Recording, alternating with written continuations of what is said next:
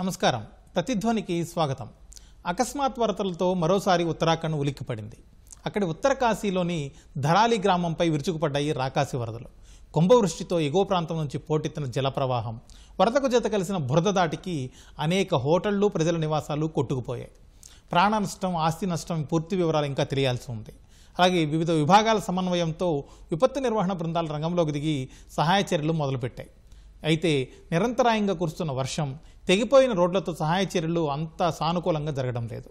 అయితే హిమాలయ పర్వత సానువుల్లోని ఆ రాష్ట్రంలో ఎందుకు ఈ వరదల వృద్ధి? అలాగే మిగిలిన ప్రాంతాలతో పోల్చితే అక్కడి వరదలు ఇంతగా ఎందుకు భయపెడుతున్నాయి?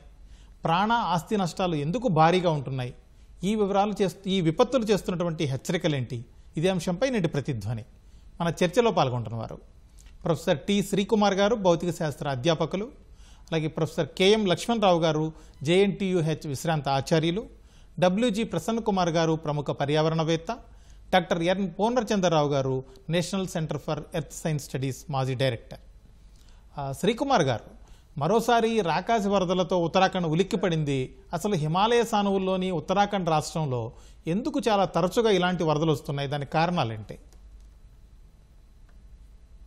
దీనికి చాలా కారణాలు ఉన్నాయండి. ముఖ్యంగా ప్రపంచవ్యాప్తంగా వచ్చేటువంటి మార్పులు, క్లైమాటిక్ చేంజెస్ అంట, వాతావరణంలో వచ్చే మార్పులు. రెండు, భూతాపం అంటే గ్లోబల్ వార్మింగ్ ఒక కారణం. తర్వాత మన భారతదేశం యొక్క నైసర్గిక స్వరూపం తీసుకున్నట్టయితే ఈ హిందూ మహాసముద్రంలో పడమర వైపు ఉన్నటువంటి భాగం వేడెక్కటం, అంటే బాగా సముద్రం వేడెక్కినప్పుడు ఆ తేమతో కూడినటువంటి గాలిని, నీటి ఆవిరిని, ముఖ్యంగా వేసవకాలంలో మనకు ఎండలు బాగా వచ్చినప్పుడు ఈ ఆవిరిని ఉత్తర భారతం వైపు, అంటే ఉత్తరాఖండ్ పర్వతంలోని హిమాలయాల వైపు చేరవేయటం జరుగుతుంది. అలాగే మధ్యధరా ప్రాంతం నుంచి వచ్చేటువంటి మార్పుల వల్ల హిమాలయాల నుంచి ఎప్పుడైతే ఈ తేమగాలి హిమాలయాల దగ్గరికి చేరిందో, ఆ ఎత్తైన పర్వతాల దగ్గరికి, అక్కడ ఒక విభిన్నమైనటువంటి పరిస్థితులు ఉన్నాయండి ఉత్తరాఖండ్లో. ముఖ్యంగా మిగతా హిమాలయ ప్రాంతాలతో పోలిస్తే ఉత్తరాఖండ్లో ఏంటంటే లోతైనటువంటి లోయలు ఉన్నాయి, ఎత్తైన పర్వతాలు ఉన్నాయి. ఇలాంటి చోట ఏం జరుగుద్దంటే ఇక్కడ రెండు రకాల ప్రమాదాలు. ఈ లోతైన దగ్గర నుంచి కింద నుంచి పైకి ఒక్కసారిగా ఓరోగ్రాఫిక్ లిఫ్ట్ అంటాం. ఈ ఓరోగ్రాఫిక్ లిఫ్ట్ జరిగినప్పుడు ఈ తేమగాలి ఒక్కసారిగా పైకి లేచినప్పుడు భయంకరమైన క్యుములోనింబస్ మేఘాలు ఏర్పడి, ఆ మేఘాలు ఒక ఎత్తుకు చేరిన తర్వాత తేమను నిలబెట్టుకోలేక ఒక్కసారిగా వర్షంగా మారతాయి. ఇది ఒక కారణం. రెండోది ఏంటంటే అక్కడ ఈ ఓరోగ్రాఫిక్ లిఫ్ట్ ఎప్పుడైతే జరుగుతుందో అక్కడ ఏరోజాల్స్, అంటే గాలిలో ఉన్నటువంటి సూక్ష్మ రేణువులు కానీ, గాలిలో చేరినటువంటి దుమ్ము కణాలు కానీ, అనేక రకాలైనటువంటి ఏరోజాల్స్ భయంకరమైనటువంటి లైట్నింగ్ అంటాం, అంటే పిడుగులు పడటానికి, విపరీతమైన పిడుగుపాటు పడటానికి, నిన్న అదే జరిగింది. ఉత్తరాఖండ్లో భయంకరమైన పిడుగుపాటుతో కూడినటువంటి వర్షాలు ఏర్పడటానికి కారణం. ఇవి జూన్ నుంచి సెప్టెంబర్ మాసంలో చాలా ఎక్కువగా ఏర్పడతాయి. అలాగే మాన్సూన్కి ముందు కూడా ఏప్రిల్ నెలలో కూడా వస్తాయి. ఈ విభిన్నమైన వాతావరణ పరిస్థితులు ఇక్కడ ఇలా జరగటానికి కారణం ఏంటంటే 2013 వరదల తర్వాత మనం కొన్ని గుణపాఠాలు నేర్చుకోపోవటం. అక్కడ టాప్ సాయిల్ అంటాం, ఆ హిమాలయ ప్రాంతంలో ఉన్న సాయిల్ అంతా కూడా అలూవియల్ సాయిల్ అంటాం. అంటే కొంత లూజ్ సాయిల్ ఉంటుంది, ఒండ్రుతో కూడినటువంటిదేమో నదీ ప్రాంతాల్లో ఉంటుంది. సో ఈ కీర్ గంగా కానీ, ఈ గార్వాల్ రీజియన్ అంటాం, ఏదైతే గార్వాల్ రీజియన్ ఉందో ఇప్పుడు ఉత్తరకాశీ ఉన్న ప్రాంతం, ఇదంతా కూడా చాలా వాలటైల్ సాయిల్ అండి. ఎప్పుడైతే ఇక్కడ మనం ఫారెస్ట్ని కొట్టేస్తూ ఉన్నామో ఇవన్నిటి కూడా అడవులు నరికివేత, పట్టణీకరణ, హాట్ ఐలాండ్స్ ఫామ్ అవుతున్నాయి అక్కడ. అంటే పట్టణాలుగా మారే ప్రాంతంలో హాట్ ఐలాండ్స్ ఏర్పడి ఒక్కసారిగా ఉష్ణోగ్రత పెరగటం. అంటే northern region, southern region of Uttarakhand వచ్చేసరికి ఏమో 40 డిగ్రీల ఉష్ణోగ్రత ఉంటుంది సమ్మర్ సీజన్లో. అదే మీరు హిమాలయాలకు వచ్చేసరికి ఏమో 0 డిగ్రీ సబ్ జీరో టెంపరేచర్స్ ఉంటాయి. ఉత్తరాఖండ్ రాష్ట్రం మనం చూసినట్టయితే భిన్నమైన వాతావరణ పరిస్థితులు ఉంటాయండి. ఈ భిన్నమైన వాతావరణ పరిస్థితులే మాన్సూన్ వచ్చినప్పుడు దక్షిణ భారతదేశం నుంచి వీచేటువంటి, అంటే ఎవాపరేషన్ బాగా అరేబియన్ మహాసముద్రం, బే ఆఫ్ బెంగాల్, ఇండియన్ ఓషను, ఇక్కడి నుంచి ఈ ఎండలు ఎక్కువగా ఉండటం, గ్లోబల్ వార్మింగ్ కారణంగా ఎక్కువ తేమ చేరవేయబట్టడం ఉత్తరాఖండ్ పాలిట పెనుముప్పుగా మారింది. అక్కడ మానవుల యొక్క యాక్టివిటీ కూడా, అంటే ఈ టూరిజం పేరుతో విచ్చలవిడిగా కన్స్ట్రక్షన్ జరగటం, అక్కడ అడవులు నరికివేత, ఇవన్నీ కూడా చాలా ప్రమాదకరమైన సంకేతాలని 2013 వరదల నుంచి కూడా మనకి ఈ రోజు వరకు జరుగుతున్నది అదేనండి. Okay sir. లక్ష్మణరావు గారు, ఇప్పుడు తరచూ వరదలు రావడమే కాదు, ఉత్తరాఖండ్లో వాటి తీవ్రత కూడా చాలా ఎక్కువగా ఉంటుంది. ప్రాణ ఆస్తి నష్టాలు కూడా ఊహించలేని స్థాయిలో ఉంటున్నాయి. అసలు ఈ వైల్డ్నెస్కు కారణాలేంటి? ఇది బేసిక్గా ఒక మానవ తప్పిదముగా చూడాలా. యొక్క ప్రొఫెషనల్ ప్రణాళిక అనేది సరిగ్గా చేసుకోకపోవడం వల్ల జరుగుతున్న పరిణామం. ఇక్కడ భూమి పైనున్న క్లౌడ్ యొక్క మొబిలిటీని కంట్రోల్ చేయడము, ఓరియంటేషన్ చేయడము, దాన్ని డిసిపేట్ చేయడము, దాని యొక్క ప్రెజర్స్ని, అదేవిధంగా భూమి మీద జరుగుతున్న పరిణామాలని ఎవ్రీ 5 స్క్వేర్ మీటర్స్ ఏరియాలో జరుగుతున్న పరిణామాలు ఎలా ఉన్నాయి అది ప్లాన్ చేయకపోవడము, తర్వాత భూమి లోపల ఉన్న ఈ యొక్క వాయిడ్ రేషియోస్ కానీ, శాచురేషన్ గ్రేడియంట్స్ కానీ, శాచురేషన్ ప్యాచెస్ కానీ సరిగ్గా ప్లాన్ చేసుకొని వ్యూ చేయకపోవడము. అంటే ఇక్కడ ఒక సైంటిఫిక్గా ఒక టెక్నికల్గా ఉండాల్సిన ఇంటిగ్రేటెడ్ అప్రోచ్ని చేయకపోవడం వలన ఇది తరచుగా జరుగుతున్న పరిణామాలుగా చూస్తాము. ఇది ఎన్నిసార్లు జరుగుతున్నా కానీ ఒక గవర్నమెంట్ దీన్ని ఒక ప్రణాళిక రూపంగా, ఒక సైంటిఫిక్ రూపంగా దీనికి సొల్యూషన్ తీసుకుని రావచ్చు. అంటే ఒక విధమైన మ్యాపింగ్ చేసుకోవాలా, ఒక విధంగా మెజర్ చేయాలా, చేసిన తర్వాత దాన్ని ఏ విధంగా మనము యొక్క ఫ్లడ్స్ని కానీ, లేదు యొక్క క్లౌడ్ యొక్క మొబిలిటీస్ని కానీ, లేదు సీపేజ్ ఫ్లో ఎలా ఉంది, ఇది ట్రాక్ చేయకపోవడం వల్ల దానికి అవసరమైన వే అవుట్స్ అనేది చేయకపోవడం వల్ల వచ్చిన పరిణామం. వేయిన్ గురించి చూస్తుంటే ఈ యొక్క విండ్ యొక్క ఇంటెన్సిటీని, విండ్ యొక్క ఓరియంటేషన్ని మార్చగలిగే టెక్నిక్స్ ఉన్నాయి. అది మనం ప్రపంచ దేశాల్లో చాలా చోట్ల చూస్తాము. ఎంత వైల్డ్ కరెంట్ వచ్చినా, విండ్స్ వచ్చినా కానీ దాన్ని డైవర్సిఫై చేస్తారు. అంటే ఇక్కడ ఒక సంసిద్ధత, ఒక సంయుక్తమైన ప్లానింగ్ సరిగ్గా లేకపోవడం వల్ల జరిగిన పరిణామము రికరింగ్గా జరుగుతుంది. కాబట్టి దీనికి ఇప్పటికైనా గవర్నమెంట్ ఒక ప్రొఫెషనల్గా దీన్ని వ్యూ చేయాలా. తర్వాత దీన్ని ఇంప్లిమెంటేషన్ ప్రక్రియలో ఇంజనీరింగ్ రోలు, సైంటిఫిక్ రోలు చాలా బాగా ఉంది. అంటే యొక్క జియోమార్ఫలాజికల్ స్ట్రాటా ఎలా ఉంది, ఎక్కడెక్కడ వాయిడ్ రేషియోస్ ఉన్నాయి, ఎక్కడెక్కడ సీపేజ్ ఉంది. ఎందుకంటే ఈ యొక్క మడ్ ఫార్మేషన్ వస్తుందనేది మీరు కేరళలో చూసినా కానీ, ఇక్కడ చూసినా కానీ ఈ మడ్ ఫార్మేషన్ వల్ల విలేజ్ కొట్టుకుపోయింది. అంటే ఇంటర్నల్గా లోయర్ లెవెల్స్లో చాలా ఎక్కువ సీపేజ్ ఉండే అవకాశం ఉంది. ఒక వాయిడ్ రేషియోస్ ఎక్కువగా ఉన్నాయి. ప్రెజెంట్ సస్టైనబుల్ సిస్టమ్ లేదు కాబట్టి దీనికి రెట్రోఫిట్ చేసుకోవాలా. లేదంటే యొక్క కొన్ని కండ్యూట్ సిస్టమ్స్ ద్వారా పెట్టుకొని ఈ యొక్క మడ్ మొబిలిటీ ప్యాటర్న్స్ని మనము డైరెక్షనల్గా చూడాలా. అంటే దీనికి భూమి పైన ఒక రకమైన మ్యాపింగ్ చేసుకొని ఏది సెన్సిటివ్ జోను, ఏది హైడ్ చేసే జోను, లేదా ఏది హార్డెన్ జోన్ అని చూసుకొని అది ప్రజలకు యాక్సెప్టబుల్గా ఉందా లేదా అనే ప్రణాళిక మనం డెవలప్ చేసుకొని దాని ద్వారా వెళ్ళొచ్చు. ఇది ఖచ్చితంగా టెక్నికల్గా హ్యాండిల్ చేస్తే మాత్రము ఇటువంటి డిజాస్టర్స్ ఫ్యూచర్లో జరగవు. ఇదేదో ఒక కర్స్గా కానీ, లేదో ఇదొక ఫేట్గా కానీ మనం చూడాల్సిన అవసరం లేదు. ఇది ప్యూర్లీ మానవ తప్పిదము. ఈ మానవ తప్పిదంలో యొక్క సోషల్ ఇంటిగ్రేషన్, సోషల్ నెట్వర్కింగ్లో ఉన్న ఈ యొక్క ల్యాప్సెస్ వల్ల జరుగుతుంది. కాబట్టి ఇది డిజాస్టర్స్ని ఒక సైంటిఫిక్గా, టెక్నికల్గా చూసి దీన్ని మానిటర్ చేస్తూ, మిటిగేట్ చేస్తూ, ఎంపవర్ చేస్తూ ముందుకు పోతే మాత్రము ఈ ప్రాబ్లమ్ సాల్వ్ చేయొచ్చని నా ఉద్దేశం అండి. ప్రసన్న కుమార్ గారు, ఇప్పుడు ఉత్తరాఖండ్ వరదల విషాదానికి పర్యావరణ పరంగా ఏమైనా ప్రత్యేకమైన కారణాలు ఉన్నాయా? అక్కడి వాతావరణంతో మనుషుల అనుసంధానం ఎలా ఉంటుంది? సరిగ్గానే ఉంటుందా? అక్కడ అంటే మిగతా దేశంలో మిగతా ప్రాంతాల్లో ఎలా అభివృద్ధి ఉందో అలాగే అక్కడి ప్రజలు కూడా అభివృద్ధి కాంక్షిస్తారు. అక్కడి ప్రభుత్వాలు కూడా, లోకల్ ప్రభుత్వం అయినా, రాష్ట్ర ప్రభుత్వం అయినా మిగతా రాష్ట్రాల లాగానే వాళ్ళు కూడా డెవలప్మెంట్ చేద్దాము, వాళ్ళు కూడా అభివృద్ధి కార్యక్రమాలు తీసుకొద్దామని ఒక ప్రయత్నం చేస్తుంటారు.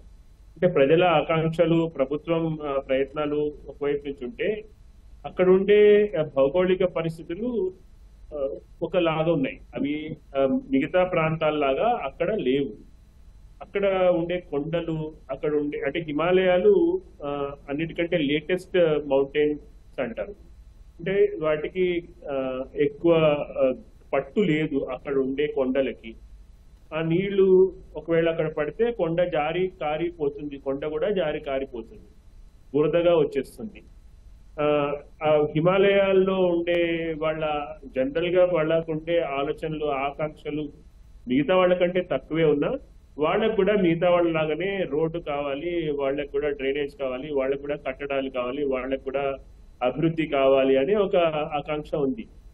దానికి అనుగుణంగా ప్రభుత్వాలు చేపట్టే కార్యక్రమాలు ఉంటున్నాయి. అయితే అక్కడ ఉండే సున్నిత పరిస్థితులు, పర్యావరణ పరిస్థితులు దృష్టిలో పెట్టుకుని అక్కడ చేయాలి. డ్రైనేజీ వ్యవస్థ లేకుండా మనం ఈ కట్టడాలు చేస్తే గనక కట్టడాలు ఆ డ్రైన్ వర్షం పడ్డప్పుడు ఆ వర్షానికే కొట్టుకుని పోతాయి. కుంభవృష్టి వర్షాలు, ఈ కుమిలో నింబస్ మేఘాలు వర్షాలు పడడం మనం ఎప్పుడు కుంభవృష్టి వర్షాలు చూస్తూనే ఉన్నాం. కానీ ఇప్పుడు పడే కుంభవృష్టి వర్షాలు ఏంటంటే చాలా తక్కువ సమయంలో ఎక్కువ వర్షం పడడం. ఎక్కువ వర్షం పడ్డప్పుడు ఆ వర్షం నీళ్ళని అక్కడ స్పాంజ్ లాగా నేల పీల్చుకుని ఆపుకునే పరిస్థితి లేదు.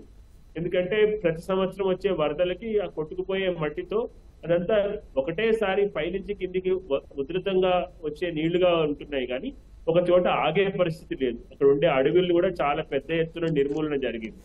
అడవుల నిర్మూలన, ఈ డ్యామ్స్ కన్స్ట్రక్షన్, ఇవి రెండింటి వల్ల ఏమవుతుందంటే ఆ నీళ్లు పెద్ద ఎత్తున ఒకటేసారి చాలా పెద్ద ఎత్తున వచ్చిన వర్షం నీళ్లు ఒకటేసారి అవి కొట్టుకుని కూడా కిందికి పోతున్నాయి. అంటే మట్టితో పాటు కొట్టుకుపోవడంతో బురదలాగా బయటకు వస్తున్నాయి నీళ్లు, కానీ అది ఒక చోట ఆగి అక్కడ భూగర్భ జలాన్ని పెంచే పరిస్థితి లేదు.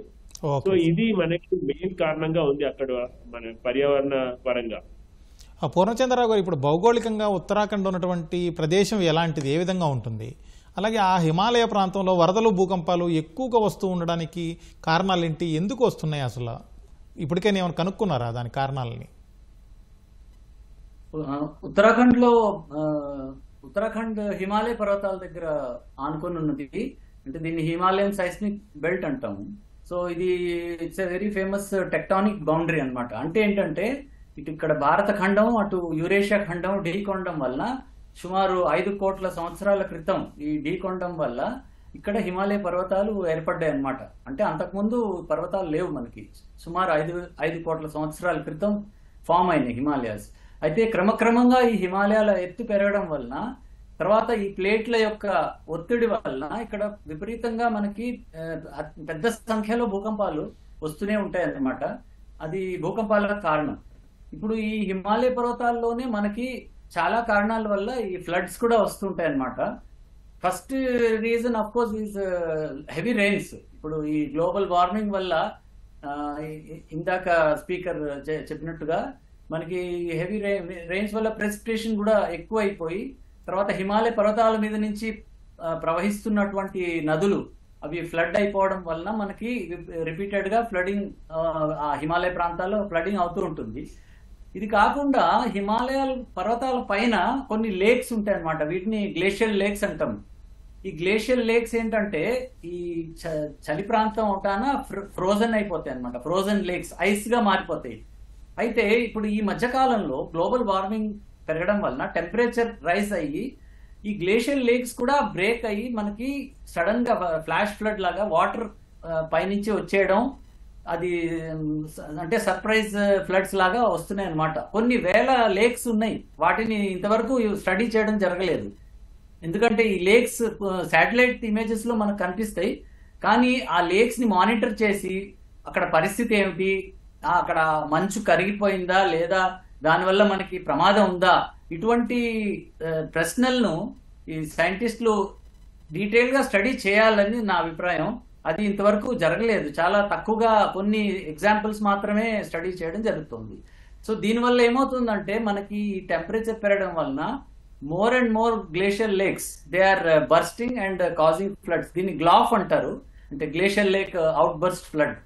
సో హిమాలయ పర్వతాల్లో ఆనుకొని ఉన్న అన్ని ప్రాంతాల్లో కూడా ఈ glacial lake outburst flood వచ్చే ప్రమాదం ముందు ముందు ఇంకా పెరిగే అవకాశం ఉంది బికాస్ ఆఫ్ గ్లోబల్ వార్మింగ్. ఇది కాకుండా ఈ క్లౌడ్ బర్స్ట్ కూడా మనం తరచుగా చూస్తుంటాము. వీటన్నిటికీ కూడా ఈ climate change, global warming is a very big reason అన్నమాట. 4వ కారణం ఏంటంటే ఇప్పుడు ఈ ఉత్తరాఖండ్ ప్రాంతంలో ల్యాండ్ స్లైడ్స్ విపరీతంగా అవుతూ ఉంటాయి. దీనికి కూడా చాలా కారణాలు ఉన్నాయి. ముఖ్యంగా ఏంటంటే అక్కడ రాళ్ళు ఏదైతే ఉన్నాయో అవి కొంచెం సాఫ్ట్ గా ఉంటాయి, సెడిమెంట్స్ అన్నమాట. ఆ సాఫ్ట్ గా ఉండి దాని మీద వర్షం పడడం వలన అది చాలా వీక్ అయిపోతుంది అనమాట. వీక్ అయిపోయి కొద్దిగా ఏదైనా టెక్టానిక్ షేకింగ్ లాంటిది ఏమైనా వచ్చినా కూడా అది ఈజీగా స్లైడ్ అయిపోతుంటుంది అనమాట. దీనివల్ల ల్యాండ్ స్లైడ్స్ చాలా ఎక్కువగా వస్తుంటాయి. అండ్ ల్యాండ్ స్లైడ్ కనుక మనకి ఎక్కడైనా ల్యాండ్ స్లైడ్ పడితే ఇమీడియట్ గా ఆ రివర్ ఫ్లడ్ అయిపోతుంది. మనకి 2011లో అతిపెద్ద ఫ్లడ్ వచ్చింది. ఇది రోంటీగఢ్ అనే ప్రాంతంలో, దానివల్ల ఈ ధౌలిగంగా రివర్ ఫ్లడింగ్ అయ్యి మీకు తెలిసే ఉంటుంది ఎన్టీపీసీ ఆఫీస్ దగ్గర ఆల్మోస్ట్ 150 పీపుల్ చనిపోయారు ఈ ఫ్లడ్ వల్ల. సో ఈ విధంగా రకరకాల కారణాలు ఈ హిమాలయ పర్వతాల దగ్గరే మనకి ఒక 3-4 డిఫరెంట్ టైప్స్ ఆఫ్ కాజెస్ అన్నమాట. వీటి వల్ల మనకి తరచుగా ఈ ఫ్లడ్స్ వస్తుంటాయి. అండ్ మళ్ళీ వద్దాం సార్. ఓకే, ఎలా ఉన్నాయంటే ఫ్యూచర్ లో ఇంకా ఎక్కువగా వచ్చే అవకాశాలు కనపడుతుంది ఈ క్లైమేట్ చేంజ్. శ్రీకుమార్ గారు, అసలు క్లౌడ్ బరస్ట్ అంటే ఏంటి? ఈ మధ్య కాలంలో ఎక్కడ భారీ వానలు వరదలు వచ్చినా కూడా ఈ క్లౌడ్ బరస్ట్ అనే మాట వింటున్నాం. ఈ క్లౌడ్ బరస్ట్ వల్ల ఏం జరుగుతుంది యాక్చువల్గా?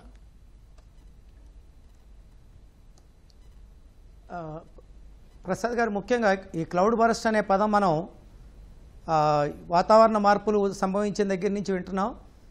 మనకి కేరళలో వైనాడు విప్లవ ఉత్పాతం వచ్చినప్పుడు కానీ, 2009 కృష్ణానది వరదలు అనూహ్య రీతిలో విజయవాడలో 10 లక్షల క్యూసెక్ల పైగా ప్రవహించి మొత్తం ప్రాంతాన్ని ముంచినప్పుడు కానీ, 2024లో గత సంవత్సరం మనకు బుడమేరు వరదలు వచ్చినప్పుడు కానీ, అలాగే ఉత్తరాఖండ్లో 2013 భయంకరమైనటువంటి వరదలు వచ్చి చాలా 6,000 మందిని పొట్టన పెట్టుకున్నా. ఇప్పుడు ఈ ధరాలి గ్రామం కానీ ఉత్తరకాశీ ప్రాంతంలో జరిగేటువంటి ఉత్పాతం అన్నిటికీ కూడా కారణం ఈ క్లౌడ్ బరస్ట్. అసలు క్లౌడ్ బరస్ట్ అంటే ఏంటంటే, కొన్ని రకాలైనటువంటి మేఘాలు, అంటే మేఘాల్లో రకాలు ఉంటాయి. క్యుములస్ కానీ నింబస్ కానీ, క్యుములో నింబస్ అనే మేఘం ఏర్పడినప్పుడు ఈ క్యుములో నింబస్ అనే మేఘం చాలా దట్టమైనటువంటి మేఘం తీవ్రంగా ఏర్పడి ఎక్కువగా తేమగా ఏర్పడటం వల్ల, ముఖ్యంగా పర్వత ప్రాంతాల్లో మన భాషలో చెప్పుకుంటే మనుషుల్లో యువకులు ఎలా ఉంటారో, ఈ పర్వత శ్రేణులు అన్నిటిలోకి అతి యుక్త వయసు కలిగినటువంటి పర్వత శ్రేణులు మన హిమాలయ ప్రాంతం. ఈ హిమాలయ ప్రాంతం ఏంటంటే మెడిటేరియన్ రీజియన్ నుంచి వచ్చేటువంటి గాలులకి, ఇలా దక్షిణ భారత వైపు నుంచి వచ్చేటువంటి గాలులకి మధ్య సంధి ప్రాంతంలాగా ఉండటం, ఇటువైపు నుంచి వచ్చే తేమ గాలులు ఒక్కసారిగా పర్వతం దగ్గర వచ్చినప్పుడు, నేను ఇందాక చెప్పినట్టుగా ఓరోగ్రాఫిక్ లిఫ్ట్లో పైకి ఒక్కసారిగా లేచినప్పుడు, కింద లోయ ఉన్నప్పుడు ఈ మేఘాలు ఒక్కసారిగా పైకి లేకటం వల్ల చల్లబడతాయి. అంటే పైకి వెళ్ళే కొద్దీ పీడనం తగ్గుతుందండి. పీడనం తగ్గినప్పుడు ఉష్ణోగ్రత తగ్గి ఈ మేఘాలు ఘనీభవించి క్యుములో నింబస్ మేఘాలు ఏర్పడతాయి. ఈ క్యుములో నింబస్ మేఘం ఒక ఎత్తుకు చేరిన తర్వాత నీళ్లను నిలుపుకోలేక ఒక్కసారిగా ధారగా కుంభవృష్టిగా కురుస్తుంది అనమాట. కొన్ని లక్షల లీటర్లు ఒక్కసారిగా పోరు చేస్తాం ఒక రీజియన్లో. ఇప్పుడు అదే జరిగింది ధారాలిలో. అక్కడ మేఘం క్లౌడ్ బరస్ట్ అయ్యటం అంటే కొన్ని గంటల్లోనే 30 మిల్లీమీటర్ల పైన పడితేనే దాన్ని క్లౌడ్ బరస్ట్ అంటామండి. అంటే మనకు దాదాపుగా కొన్ని సెంటీమీటర్ల వర్షపాతం గంటల వ్యవధిలో పడద్ది, 16-17 గంటల్లో. ఇప్పుడు ఐఎండీ ప్రకారం ఏంటంటే ఉత్తరాఖండ్ ప్రాంతంలో, ముఖ్యంగా ఈ గార్వాల్ రీజియన్లో, ఈ ఉత్తరాకాశీ ప్రాంతంలో ఏం జరుగుతుందంటే 9వ తారీఖు వరకు కూడా భయంకరమైనటువంటి రెయిన్ఫాల్ ఉండే అవకాశాలు ఉన్నాయండి. అందుకని ఈ క్యుములో నింబస్ మేఘాలను మనం పసికట్టలేమా అంటే, ప్రస్తుతం మనకున్న వ్యవస్థలో కొంతవరకు ఉంది కానీ ఖచ్చితత్వాన్ని చేరుకోలేకపోయాం. ఈ క్లౌడ్ బరస్ట్ని ముందుగా ప్రిడిక్ట్ చేయలేకపోతున్నాం. ఇది ఒకటైతే, క్లౌడ్ బరస్ట్ వచ్చినప్పుడు చెప్పా కదండి, గొల్లగబారినటువంటి నేలలు, రాళ్లతో కూడినటువంటి ప్రాంతం, చాలా లూజ్ సాయిల్ ఇది. అందువల్ల బురదతో కూడినటువంటి ఈ నీరు ఎప్పుడైతే వచ్చిందో ప్రాణాలని ఈజీగా బలిగొంటదండి. టాప్ సాయిల్ తర్వాత చెట్లు కొట్టేయటం, ఇవన్నీ కూడా మనకి తోడైపోయి గార్వాల్ రీజియన్ని అతి సెన్సిటివ్ జోన్గా, ఎక్కువ సెన్సిటివ్ జోన్గా మార్చేసినాయండి. లక్ష్మణరావు గారు, ఇప్పుడు ఉత్తరాఖండ్ అంటే ఎన్నో ప్రసిద్ధ పుణ్యక్షేత్రాలకు కేంద్రంగా ఉంటుంది. ఇట్లాంటి వరదలు వచ్చినప్పుడు ఎక్కువగా ఏ ఆలయం ఉన్న ప్రాంతం ఎక్కువగా ప్రభావితం అవుతుంది? ప్రాముఖ్యంగా ఈ యొక్క ఆలయాలు అనేవి ఒక ఫిజికల్ స్టెబిలిటీ కోసం కానీ, ఒక సైకలాజికల్ సెన్సిటివిటీ కోసం కానీ, దేవుని యొక్క మనిషి మైండ్కి ఉన్న సింక్రనైజేషన్ కోసము ఈ దైవానుగ్రహం వల్ల కానీ, లేకపోతే దేవుని యొక్క రిప్రజెంటేటివ్స్ వాళ్ళు కొన్ని ప్రదేశాలని నిర్ణయిస్తారు. ఆ ప్రదేశం అనేది వెళ్ళడం కానీ రావడం కానీ కొంత ప్రయాస అనేది ఉంటుంది. అంటే ఎత్తు పొలాలు కానీ లేకపోతే కొన్ని విల్డర్నెస్లో కానీ ఇలా ఉంటాయి. సో ఇటువంటి వీటికి ఏ ప్రదేశం అంటే ప్రాముఖ్యంగా మనం చూడాల్సింది దాని యొక్క కండిషన్ ఎలా ఉంది. అంటే భూమి లోపల ఒక 10 మీటర్ల వరకు ఎటువంటి సిచ్యువేషన్ ఉంది, భూమి పైన ఒక 30 మీటర్స్ వరకు ఎటువంటి పరిస్థితులు ఉన్నాయి, తర్వాత ఆకాశంలో ఉన్న క్లౌడ్స్ ఏ విధంగా ఉన్నాయి చూసుకుంటూ ఒక 100 మీటర్ రేడియస్లో, ఎందుకంటే వాటర్ ఎంత క్విక్గా వచ్చినా కానీ మీకు 40 to 60 మీటర్స్ పర్ సెకండ్ వచ్చినా ఆ వచ్చిన వాటర్ని విత్ ఇన్ 2.5 సెకండ్స్ 2 సెకండ్స్లో డైవర్ట్ చేయగలిగే వ్యవస్థ మనకు కావాలి. అదేవిధంగా విండ్ ఒకవేళ క్రాస్ విండ్ కానీ లేకపోతే విండ్ యొక్క ఇంటెన్సిటీస్ హెవీగా ఉంటున్నప్పుడు దాని యొక్క విండ్ యొక్క ఇంపాక్ట్స్ ఈ క్లౌడ్ మీద పడడానికి కానీ క్లౌడ్ మూవ్ చేయడానికి కానీ క్లౌడ్ని విచ్ఛిన్నం చేయడానికి కానీ ఎటువంటి టెక్నాలజీ వాడాలనేది మనం చూడాలి. ఇది ఒక సైంటిఫిక్గా మనం చూడాలి. ఎందుకంటే ఈ యొక్క దేవాలయాలు ఉండే ప్రదేశాలన్నీ కూడా ఒక రకమైన క్రిటికల్గా ఉండే ప్రదేశాలే ఉంటాయి. అటువంటి ప్రదేశాల్లోనే ఆ ఉనికి అనేది ఉంటుందనేది మన చాలా చోట్ల మనము గమనిస్తుంటాం. మీరు తిరుపతి చూడండి, లేదా అయ్యప్ప స్వామి ప్రదేశాలు చూడండి, ఆ విధంగా ఏ ప్రదేశం చూసినా కానీ కొన్ని దైవ ప్లేసెస్ కొన్ని క్రిటికల్గా ఉంటాయి. కాబట్టి దానికి ఒక సైంటిఫిక్ ఫ్రేమ్ పెట్టుకోవాలని నా ఉద్దేశం. ఎందుకంటే ఈ బురద అనేది రావడం అనేది surface flow, subsurface flow within 10 metres లోపలే ఉంటుంది. కాబట్టి దాన్ని ఏ విధంగా మనం కంట్రోల్ చేయాలా, ఏ విధంగా మనం డైవర్ట్ చేయాలా, సర్ఫేస్కి వస్తున్న వాటర్ని విత్ ఇన్ 100 మీటర్స్ రేడియస్లో ఎక్కడెక్కడ మనం డైవర్ట్ చేయాలని చూసుకుంటూ దానికి కావాల్సిన హైడ్రాలిక్ మిషనరీ, దానికి కావాల్సిన రాడార్ మీటర్స్, దానికి కావాల్సిన ఈ యొక్క monitoring pattern, measuring pattern technologies వాడుకుంటూ సాల్వ్ చేసే పని అయితే ఈ ప్రాబ్లమ్స్ రావండి. ప్రతి ప్రదేశము ఇది దేవుని యొక్క ఆశీస్సుతో ఉండే ప్రదేశము, ప్రతి ప్రదేశంలో కూడా అంత సస్టైనబిలిటీ ఉండాలని చూసే ప్రదేశాలే. కాబట్టి ఇది ఒక దేవుని యొక్క కర్స్ అని లేకపోతే దేవుని యొక్క ఉగ్రత అని చెప్పి మనం చూడడానికి లేదు. కానీ ఇది మానవ తప్పిదంగా మనం చూడాలా. ప్రొఫెషనల్స్ సరిగ్గా చేతకాని విధంగా కనుక మూవ్ అయితే ఇటువంటి ప్రాబ్లమ్స్ జరుగుతాయి. జరిగినప్పుడు చేయకుండా ఇది తప్పిదం జరిగిందని చెప్పడం మాత్రం సరికాదు. ఈ అన్ని ప్రదేశాలకి ఒక జియో ఫెన్సింగ్ చేసుకుని టెక్నాలజీ ద్వారా చేసుకుంటూ జియోమార్ఫలాజికల్ క్యారెక్టరైజేషన్ చేసుకుంటూ సాయిల్ క్యారెక్టరైజేషన్ చేసుకుంటూ క్లౌడ్ దీనికి సొల్యూషన్ ఇవ్వచ్చండి. ప్రసన్న కుమార్ గారు, ప్రకృతి విపత్తులు ముఖ్యంగా వరదలు అనగానే పర్యావరణ మార్పులతో ముడిపడి ఉంటుంది ఈ అంశం అనేది నిపుణులు చెబుతుంటారు. అయితే ఈ రెండింటికి ఉన్న సంబంధం ఏంటి యాక్చువల్గా? అంటే ప్రకృతి విపత్తులు సహజంగానే జరుగుతాయి. పర్యావరణ మార్పులు జరిగినప్పుడు అవి అసహజంగా మనకి ప్రకృతి విపత్తులు కనిపిస్తాయి. అంటే మనం ప్రకృతిని వికృతిగా మార్చినప్పుడు వికృతమైన ఈ పర్యావరణ సంబంధించిన విపత్తులు మనం చూస్తూ ఉంటాం. ఒకటి గ్లోబల్ వార్మింగ్, క్లైమేట్ చేంజ్ అనేది మన చేతుల్లో లేనిది, 20 సంవత్సరాల ఇంపాక్ట్ తో జరిగేది. తర్వాత మనం ఇప్పుడు ప్రయత్నం చేస్తే 20 సంవత్సరాలు 30 సంవత్సరాల తర్వాత దాని ఇంపాక్ట్ మార్చగలిగేది. ప్రపంచవ్యాప్తంగా ప్రయత్నాలు జరిగితేనే మార్చగలిగింది ఒకటి ఉంది. దాన్ని మన చేతిలో లేదు. ఇమ్మీడియట్ గా మనకి ఇప్పుడు వస్తున్న వరదల్ని మనం ఆపలేం దాంతో. అయితే ఇప్పుడు వస్తున్న వరదల్ని మనం ఎలా దాన్ని తట్టుకోవాలి, ఆ తట్టుకునే రెసిలియన్స్ కెపాసిటీ మనం బిల్డ్ చేసుకోవాల్సిన అవసరం ఉంది. నీళ్లు పోవడాన్ని ఎక్కడైనా ఆపితే నీటికి ఉండే ప్రవాహ వేగం, ప్రవాహ ఉధృతి, ప్రవాహానికి ఉండే పవర్, ఆ పవర్ తోటి అది దారిలో ఏది ఉంటే దాన్ని తోసుకుంటూ వెళ్ళిపోతుంది. అంటే ఆ ఉధృతంగా పైనుంచి నీళ్లు వస్తున్నప్పుడు మన దగ్గర కూడా తెలంగాణ, ఆంధ్రాలో కూడా చూస్తుంటాం. చెరువు కట్టలు, ఒక చెరువుకి ఇంకో చెరువుకి గొలుసు కట్టలు ఉంటాయి. అంటే ఒక చెరువు నిండితే ఇంకో చెరువులోకి నీళ్లు వస్తాయి, ఆ చెరువు నిండితే ఇంకో చెరువులోకి నీళ్లు వస్తాయి. అలా చెరువులు, గొలుసు కట్టు చెరువుల్ని మనం చూస్తుంటాం. ఒక చెరువు కట్ట కనుక తెగింది అంటే మనం సూర్యాపేటలో చూసాం ఆ పని. పైన ఉండే కోదాడ నుంచి వచ్చే ఒక చెరువు కట్ట తెగితే 2 చెరువుల నీళ్లు ఒక చెరువులోకి వస్తే ఆ చెరువు 2 చెరువుల నీళ్లు తీసుకోలేక ఆ కట్ట తెగితే కింద 3వ చెరువులోకి 3 చెరువుల నీళ్ల లోడ్ వస్తే అది తట్టుకోలేక అది తెగితే 4వ చెరువు, అలా ఒక చెరువులోంచి ఇంకొక చెరువులోకి నీళ్లు చేరి ఎట్లయితే పెరుగుతూ పోతే ఉధృతం అవుతూ ఉంటే ఆ తాకిడిని తట్టుకోలేక కట్టలు తెగుతూ ఉంటాయో, మనకి ఈ కొండ ప్రాంతమైన ఉత్తరాఖండ్ లో కూడా సిమిలర్ థింగ్ మనకి కనిపిస్తుంటుంది. దారిలో నీళ్లు ఆగి నేలలోకి ఇంకే పరిస్థితి లేకుండా ఒక్కటి కొండలన్నీ చెట్లతో ఉండాల్సిన కొండలన్నీ బోడి కొండలుగా మారిపోయినప్పుడు నీళ్లు ఎక్కడ ఆగడానికి లేకుండా, ఆ స్పాంజ్ ఎఫెక్ట్ లేకుండా నీళ్లు కారి జారి పారిపోతుంటాయి.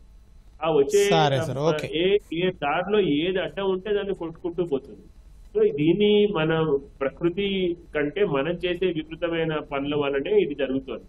కాబట్టి మనం ఏ అభివృద్ధి కార్యక్రమం చేసినా ప్రజల భాగస్వామ్యం తీసుకుని ఆ ప్రజలను కూడా అప్రమత్తం చేయాలి. ప్రజల భాగస్వామ్యం అంటే అప్రమత్తం కానీ ప్రజలు వాళ్ళ భాగస్వామ్యంలో మాకు ఇక్కడ ఏరోడ్రమ్ కావాలా అంటే ఏరోడ్రమ్ కావాలనే చెప్తారు, పెద్ద రోడ్డు కావాలంటే రోడ్డు కావాలనే చెప్తారు.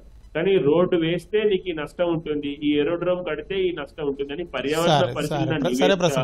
పర్యావరణ నిర్వహణ నివేదికలు రెండు ఏర్పడి వాళ్ళ ముందు చూపిస్తే కనుక అప్పుడు వాళ్ళు నిర్ణయం తీసుకున్నప్పుడు వాళ్ళ భాగస్వామ్యంతో జరిగే నిర్ణయాలు మనకి ఇట్లాంటి విపత్తులను తట్టుకునే విధంగా. పూర్ణచంద్రరావు గారు, ఇప్పుడు ఉత్తరాఖండ్ ప్రాంతం ఈ రాష్ట్రం ఏదైతే ఉందో దానికి సంబంధించిన భూగర్భ నిర్మాణం ఏ విధంగా ఉంటుంది?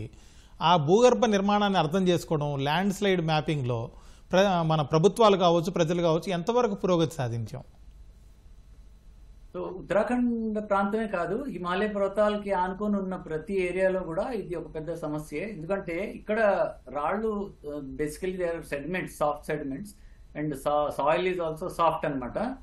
అయితే దీని కింద స్ట్రక్చర్ అది ఎలా ఉందనేది ఇప్పుడు జియోఫిజికల్ మెథడ్స్ ద్వారా కనుక్కుంటారు. సో దానివల్ల ఏమవుతుందంటే కొన్ని కిలోమీటర్ల లోతు వరకు అక్కడ భూగర్భ స్ట్రక్చర్ అది ఎలా ఉంది, దానివల్ల ఎటువంటి ప్రమాదం ఉండొచ్చు అనేది మనకి తెలుస్తుంది. ఇది కాకుండా ఇప్పుడు అక్కడ విపరీతంగా కన్స్ట్రక్షన్ యాక్టివిటీస్, ఈ టూరిజం అది పెరగడం వలన ఈ రోడ్ వైడనింగ్ చేయడంలో ఏమవుతుందంటే కొండల్ని చెక్కేస్తారు, దానివల్ల స్లోప్ పెరుగుతుంది అనమాట. స్లోప్ అదే స్టీప్ గా ఉన్నప్పుడు మనకి ల్యాండ్ స్లైడ్ వచ్చే అవకాశం ఎక్కువ ఉంటుంది. సో ఈ కన్స్ట్రక్షన్ యాక్టివిటీస్ వీటి వల్ల కూడా ఇప్పుడు ల్యాండ్ స్లైడ్స్ సంఖ్య బాగా పెరిగిపోయింది అనమాట. సో ఇప్పుడు ల్యాండ్ స్లైడ్ ససెప్టిబిలిటీ మ్యాపింగ్ అంటారు. అంటే ఏంటంటే ఏ ప్రాంతంలో మనకి ల్యాండ్ స్లైడ్ వచ్చే అవకాశం ఎక్కువగా ఉంది అనేది కనుక్కోవడానికి కొన్ని పరిశోధనలు చేస్తుంటారు. సో దీంట్లో ఏంటంటే ముఖ్యంగా ఇప్పుడు శాటిలైట్ మ్యాపింగ్ ద్వారా గతంలో ఎక్కడ పెద్ద ల్యాండ్ స్లైడ్స్ వచ్చినాయో ఆల్రెడీ ఆ మ్యాప్ దట్ ఈస్ అవైలబుల్. ఇప్పుడు ఎన్ఆర్ఎస్సి కానివ్వండి, కొన్ని ఇన్స్టిట్యూట్స్ కూడా వీటిని స్టడీ చేస్తారు. ఈ శాటిలైట్ మ్యాపింగ్ ద్వారా ఎక్కడెక్కడ ల్యాండ్ స్లైడ్స్ వచ్చే అవకాశం ఉంది, వాటి తీవ్రత ఎంత ఉండొచ్చు అనేది క్యాల్కులేషన్స్ అవి చేస్తారు. అది ఫస్ట్ పాయింట్. రెండోది ఏం చేస్తారంటే ఇప్పుడు ఎక్కడ ల్యాండ్ స్లైడ్ వచ్చే అవకాశం ఉందో అక్కడ మనకి స్లోప్స్ ఎలా ఉన్నాయి, ఆ స్లోప్ యొక్క స్టేబిలిటీ ఎలా ఉంది, అంటే ఇది తొందరగా పడిపోయే అవకాశం ఉందా, ఎంత వర్షపాతం అయితే మనకి ల్యాండ్ స్లైడ్ వచ్చే అవకాశం ఉంటుంది. సో ఇలాంటి ప్రెడిక్షన్స్ కూడా క్యాల్కులేషన్స్ ద్వారా చేసి అది మ్యాప్ రూపంలో మనకి అందజేస్తారనమాట. సో ఇది ప్రభుత్వం వారే కాకుండా ఇప్పుడు research organisations, national organisations, IITs వీళ్ళు కూడా ఇటువంటి స్టడీస్ చేస్తూ ఉంటారు అనమాట. దీన్ని బట్టి మనకి తెలుస్తుంది ఫ్యూచర్ లో ఎక్కడ వచ్చే అవకాశం ఉండొచ్చు, దానికి మనం ఎలా జాగ్రత్త పడాలనేది. అలాగే ఇప్పుడు వరదలకు కూడా ఇప్పుడు రివర్స్ లో వాటర్ లెవెల్ మీటర్స్ పెడతారనమాట. ముఖ్యంగా ఇప్పుడు సెంట్రల్ వాటర్ కమిషన్ అలాగే వేరే కొన్ని ఇన్స్టిట్యూట్స్ కూడా, ఇప్పుడు మేము ఎన్జీఆర్ఐలో నేను వర్క్ చేస్తున్నప్పుడు ఎన్జీఆర్ఐ వాళ్ళు కూడా మేము కూడా కొన్ని పెట్టడం జరిగింది. దీనివల్ల ఏమవుతుందంటే ఫ్లడ్ మనకి స్టార్ట్ అయిన ప్రాంతంలో వాటర్ లెవెల్ మీటర్ ఉన్నట్లయితే and that is connected in real time through satellite to our host institute, అప్పుడు ఏమవుతుందంటే సడన్ గా వాటర్ లెవెల్ చేంజ్ ఏదైతే అవుతుందో ఆ ఇన్ఫర్మేషన్ మనకి వచ్చేస్తుంది అనమాట. ఈ విధంగా ఈ స్టడీస్ వల్ల ల్యాండ్ స్లైడ్స్ కానీ ఫ్లడ్స్ గురించి మనం ఎంత డేంజర్ ఉందనేది కనిపెట్టచ్చు. శ్రీకుమార్ గారు, ఇప్పుడు ఉత్తరాఖండ్ కావచ్చు అలాగే హిమాలయ ప్రాంతం మొత్తం మీద వరదలు, విపత్తులు, దీనికి సంబంధించిన కారణాల మీద కేంద్ర ప్రభుత్వము లేకపోతే ఐఐటీలు లేకపోతే ఇతరత్ర పరిశోధన సంస్థలు ఏమైనా అక్కడ స్టడీ చేశాయా? దానికి సంబంధించిన వివరాలు ఏమైనా ఉన్నాయా? డెఫినెట్గా చేస్తున్నాయండి. ఎందుకంటే IIT Roorkee civil engineering department చాలా ప్రపంచంలోనే number 1 department. IIT Roorkee Himalayan area research మీద పరిశోధన, ఇక్కడ జరిగేటువంటి విపత్తుల నిర్వహణ, అలాగే ఉత్తరాఖండ్లో ఉన్నటువంటి రాష్ట్ర విశ్వవిద్యాలయాలు, తర్వాత హిమాలయన్ ఫారెస్ట్ రీసెర్చ్ ఇన్స్టిట్యూట్, ఇలా కాకుండా నేషనల్ రిమోట్ సెన్సింగ్ ఏజెన్సీ కానీ, ఇస్రో కానీ, ఇవన్నీ కూడా కలెక్టివ్గా ఏం చేస్తున్నాయంటే 3 అంశాల మీద పరిశోధన చేస్తున్నాయండి. ఒకటి, ఇందాక పూర్ణచంద్రరావు గారు వీళ్ళందరూ చెప్పినట్టుగానే ల్యాండ్ స్లైడ్ ఎక్కడెక్కడ అవకాశాలు ఉన్నాయి, స్కోప్ ఆఫ్ ల్యాండ్ స్లైడ్స్. ముఖ్యంగా ఈ రహదారుల నిర్మాణం, ఈ అభివృద్ధి వచ్చిన తర్వాత ఈ కన్స్ట్రక్షన్స్ వల్ల ల్యాండ్ స్లైడ్ స్కోప్ ఉన్నటువంటి ఏరియాస్ ఏంటి, ఎక్కడ గుల్లబారినటువంటి నేల ఉంది, తర్వాత క్లౌడ్ బర్స్ట్ రావడానికి ఛాన్సెస్ ఎక్కువగా ఎక్కడ ఉన్నాయి, అంటే ఒక్కసారిగా ఎయిర్ మూమెంట్ మనకి ఓరోగ్రాఫిక్ ఎఫెక్ట్ రావడానికి, ఈ క్లౌడ్ క్యుములోనింబస్ మేఘాలు ఫామ్ అవడానికి అవకాశం ఎక్కడుంది. సో ఈ సెన్సార్స్ ద్వారా ఈ ప్రతి 5 మీటర్స్కి ఒక డేటాని కలెక్ట్ చేసేటువంటి చెప్పారు, అదొకటి. 2, హిమాలయన్ వెదర్ ఫోర్కాస్టింగ్ అంటారు. అలాగే వాళ్ళు మనకి ఇక్కడ క్యాస్కేడింగ్ ఎఫెక్ట్ అంటాం, మనకి ఇందాక ప్రసన్న గారు చెప్పినట్టు చెరువులు ఎట్లా అయితే ఒకదాన్ని తెగి ఇంకో దానికి వెళ్ళిందో, ఇక్కడ హిమాలయ ప్రాంతంలో ఉన్నటువంటి ఏవైతే లీక్స్ ఉన్నాయో, గ్లేషియర్ లేక్స్ ఉన్నాయో, ఈ గ్లేషియర్ లేక్స్ని ముందు ఐడెంటిఫై చేయాలండి. అసలు ఎన్ని గ్లేషియర్ లేక్స్ ఉన్నాయి, ఆ నేల దిగువ భాగంలో ఉన్నటువంటి గ్లేషియర్స్ ఏమైనా ఇలా అన్ఐడెంటిఫైడ్ లేక్స్ ఉన్నాయా, ఇవి మనం గుర్తించలేకపోయాం. 2013లో వచ్చినప్పుడు ఏం జరిగిందంటే చిన్న చిన్న జలపాతాలు ప్రవాహాల మీద మైనర్ హైడల్ ప్రాజెక్ట్స్ కట్టారండి, చాలా మైనర్ హైడల్ ప్రాజెక్ట్స్. ఏం జరిగింది, వరద వచ్చినప్పుడు పై ప్రాంతంలో ఒక గ్లేషియర్ లేక్ పగలటం, ఒక హైడల్ ప్రాజెక్ట్ని బద్దలు కొట్టి కిందకి రావటం, ఆ హైడల్ ప్రాజెక్ట్ నుంచి వచ్చిన డెబ్రీస్ అంతా కింద దాని మీద పట్టడం, ఇలా క్యాస్కేడింగ్ ఎఫెక్ట్ అంటామండి. అంటే మనం చెమటపకాయలు దండ అంటిస్తే మోత ఎలా వచ్చిందో ఇలా ఈ సరస్సులన్నీ కూడా తెగుతూ వచ్చి పెను విపత్తుకు కారణమైనవి. కాబట్టి వీటన్నిటినీ కూడా క్యాస్కేడింగ్ ఎఫెక్ట్ అరికట్టడం ఎలాగో, ఈ లేక్స్ ఎక్కడెక్కడ ఉన్నాయి, హిమనదాలు ఎక్కడెక్కడ ఉన్నాయి, వీటిని ప్రొటెక్షన్ ఎలా చేయాలి, అలాగే ఫారెస్ట్ కవర్ని ఎలా పెంచుకోవాలి, డిఫారెస్టేషన్ జరగకుండా ఎలా అవేర్నెస్ తీసుకురావాలనే అంశాల మీద చాలా విస్తృతమైనటువంటి పరిశోధనని ఐఐటి రూర్కీ చేపడతా ఉందండి. లక్ష్మణరావు గారు, ఇప్పుడు మన గెస్టులందరూ చెబుతున్న ప్రకారం, అలాగే అధ్యయనాల్లో తేలిన దాని ప్రకారం హిమాలయ ప్రాంతాల్లో అక్రమ నిర్మాణాలు వరద తీవ్రతను ఏ స్థాయిలో పెంచుతున్నాయి? హైడ్రో పవర్ ప్రాజెక్టులు కావచ్చు, టన్నెల్స్, అలాగే రోడ్ల నిర్మాణం, ఇవన్నీ విపత్తులకు ఎంతవరకు కారణమవుతున్నాయి, ఏ స్థాయిలో కారణమవుతున్నాయి? ఇది బేసిక్గా ఒక ప్లానింగ్ అంశంలో ఉన్న డెఫిషియన్సీగా మనం చూడొచ్చు. అంటే యాక్సెప్టబుల్గా చూడాలా. ఒక రోడ్ కన్స్ట్రక్షన్ కానీ ఒక బిల్డింగ్ కన్స్ట్రక్షన్ కానీ చూస్తే ఈ యాక్టివిటీ మొత్తము ఒక 5 to 10 మీటర్స్ లోపలే జరుగుతాయి. హైడల్ పవర్తో కూడా ఒక వెర్టికల్గా కొన్ని డిసెంటివ్ పాయింట్స్లోనే జరుగుతాయి. కాబట్టి దీనికి ఏంటంటే ఈ కంటూర్ మ్యాపింగ్ చేసుకోవాలా, భూమి లోపల జరుగుతున్న పరిణామాల్లో ఎక్కడెక్కడ సెన్సిటివిటీ ఉంది, ఎక్కడ కన్సాలిడేషన్ చేసుకోవాలా, ఎక్కడ డైవర్ట్ చేయాలా, ఇటువంటి మ్యాపింగ్ అనేది భూమి లోపల చేయాలా, భూమి మీద చేయాలా. చేసినప్పుడు ఎక్కడైతే స్ట్రక్చర్స్ వస్తున్నాయో స్ట్రక్చర్స్కి ఒక ఇండిపెండెంట్ ఎంటిటీ ఇచ్చే విధంగా అటువంటి సర్కమ్స్క్రైబ్డ్ వర్షన్స్ కనుక మనము భూమి లోపల చేయగలిగితే అది చేయడం పాసిబుల్. అది ఎందుకంటే మీరు చాలా దేశాల్లో మనం చూస్తాం ఇటువంటివి. ఇటువంటి మ్యాపింగ్ చేసుకొని మనం ముందుకు వెళ్ళే పని అయితే ఇటువంటి ప్రాబ్లమ్స్ రావండి. ఈ యొక్క బిల్డింగ్ ఇంపాక్ట్, రోడ్స్ ఇంపాక్ట్ అనేది అది మనకి ఎక్స్ప్లిసిట్గా పైనుంచి కనపడుతుంది, కానీ దానికన్నా ఇంపాక్ట్ భూమి లోపల జరుగుతున్న పరిణామాలని మనము కరెక్ట్గా బేరీ చేసుకోకపోవడం జరుగుతున్నాయి. సరే, ఈ యొక్క హైడల్ పవర్ అంటారా, అది వాటర్ యొక్క ఇంటర్వెన్షన్స్, ప్రెజర్స్ వలన మీకు స్ట్రక్చర్ అన్స్టేబుల్గా అయ్యే అవకాశం ఉంటుంది. కాబట్టి దీనికి మనకు కావాల్సింది ఏంటంటే ఒక విండ్ కానీ, ఒక వాటర్ కానీ, లేదు ఒక సాయిల్ కానీ, జియోమార్ఫాలజీ కానీ, వీటిలన్నింటినీ సపరేట్ ఎంటిటీస్గా చూసుకొని దాన్ని కన్సాలిడేట్ చేసే వ్యవస్థ, అటువంటి టెక్నికాలిటీ మనం డెవలప్ చేసుకున్న రోజున ఇటువంటి ప్రాబ్లమ్స్ రావు. ఇది సాల్వబుల్ ప్రాబ్లము. ఇటువంటి డిజాస్టర్స్ని మిటిగేట్ చేయొచ్చు. ఇది మ్యాన్ మేడ్ డిజాస్టర్గా మనం చూడాలా.